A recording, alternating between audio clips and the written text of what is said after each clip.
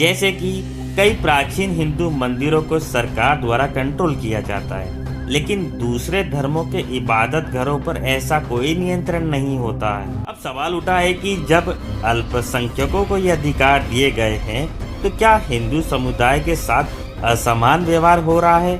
आइए इस पर थोड़ा और गौर करते हैं। नमस्कार दोस्तों, आज हम एक ऐसे विषय पर बात करने जा रहे हैं जो अक्सर समाज में चर्चा का विषय बना रहता है। अल्पसंख्यक अधिकार यानी माइनॉरिटी राइट्स। भारत के संविधान के आर्टिकल 29 और 30 में अल्पसंख्यकों के अधिकार का जिक्र है, लेकिन क्या इनका प्रभाव हिंदू समुदाय के लिए नुकसानदायक है? क्या सच में इन अधिकारों के चलते हिंदू समुदाय के साथ असमान व्यवहार हो रहा है? आज हम इस मुद्दे पर विस्तार से चर्चा करेंगे। आर्टिकल 29 और आर्टिकल 30 का परिचय। तो सबसे पहले समझते हैं कि आर्टिकल 29 और आर्टिकल 30 है क्या। आर्टिकल 29 ये कहता है कि किसी भी नागरिक को, चाहे वो किसी भी जाति, मजहब, भाषा या संस्कृति का हो, अपनी सांस्कृतिक और भाषिक पहचान बनाए रखने का अधिकार है। इसका मतलब ये है कि भारत का कोई भी अल्पसंख्यक समुदाय अपनी संस्कृति और भाषा को सुरक्षित रख सकते हैं। आर्टिकल 30 अल्पसंख्यक समुदाय को यह अधिकार प्रदान करता है कि वो अपनी शिक्षण संस्थाएं स्थापित और प्रबंधित कर सकते हैं। इस अधिकार के तहत अल्पसंख्यकों को अपनी मर्जी से स्कूल या कॉलेज चलाने का हक मिलता है और सरकार को उन्हें उसमें हस्तक्षेप करने का कोई अधिकार नहीं है। अब सवाल उठा है कि जब अल्पसंख्यकों को ये अधिकार दिए गए हैं तो क्या हिंदू समुदाय के साथ असमान व्यवहार हो रहा है? आइए इस पर थोड़ा और गौर करते हैं।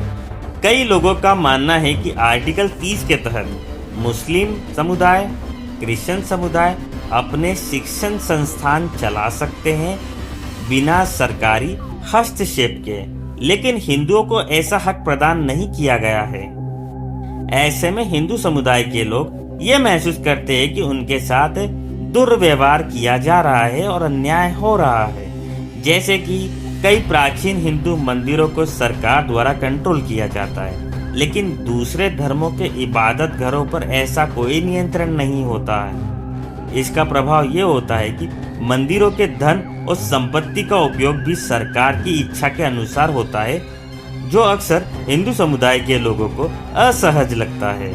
एक और बड़ा मुद्दा ये है कि शिक्षण संस्थान, जहां क्रिश्चियन मिशन स्कूल और मदरसा अपनी मर्जी से करिकुलम डिसाइड कर सकते हैं, वहीं हिंदू समुदाय के शिक्षण संस्थान पर सरकारी कानूनों का दबाव होता है। इससे हिंदू समुदाय यह महसूस करता है कि उनकी संस्कृति और धार्मिक पहचान को सुरक्षा नहीं मिल रही है।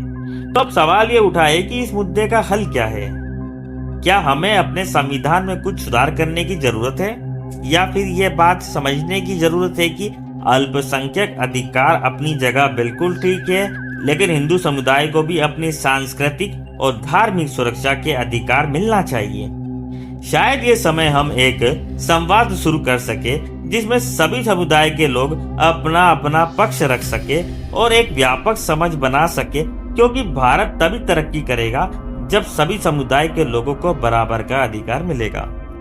तो दोस्तों, आपको क्या लगता है इस विषय के ऊपर?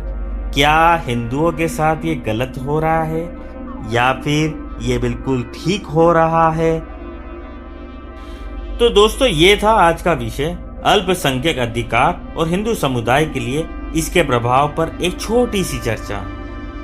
आपका इस मुद्दे पर क्या विचार है, कमेंट में जरूर लिखें। अगर आपको ये वीडियो पसंद आया है तो हमारे चैनल को लाइक करें, सब्सक्राइब करें, और उम्मीद करेंगे कि आप इस चर्चा को आगे तक जरूर बढ़ाएंगे, तो आप उसके लिए शेयर भी करेंगे।